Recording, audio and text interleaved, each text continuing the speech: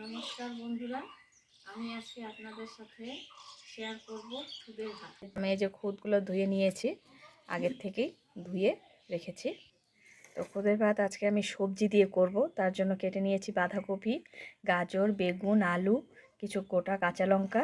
এগুলো দিয়ে আমি খুদের ভাতটা রান্না করব।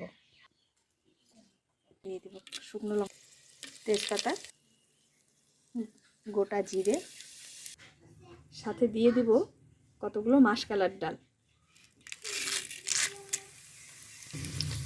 ডালগুলো ভেজে নিয়ে তারপর সবজিগুলো দিয়ে দেবো। আমার ডালগুলো ভাজা হয়ে গেছে, এখন আমি দিয়ে দেবো সবজিগুলো।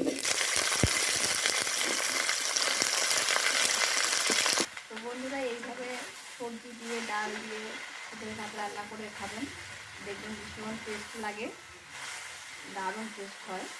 তো অনেকেই অবশ্য গ্রামে থাকে না, শহরে থাকে, তারা এই খুদের চালটা পান না। তারা চাইলে ভাঙা বাসমতি কিনে এনে এভাবে রান্না করে খেতে পারেন। এটাতে আমি হালকা হলুদ দিয়ে দেবো, বেশি দেবো না। আমি খুদগুলো দিয়ে দেবো।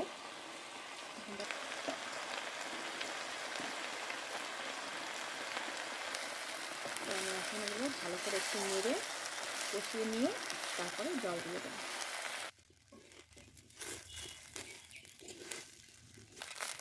তো এই দেখুন বন্ধুরা, আমার কষানো কাজ শেষের দিকে, আমি এখন জল দিয়ে দেবো।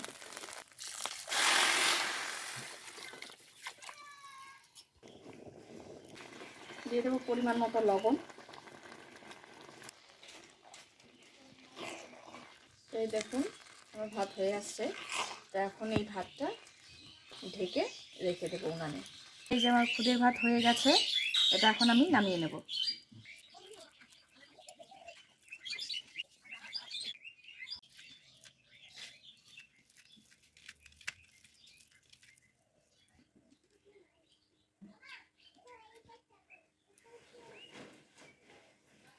দারুণ দারুণ।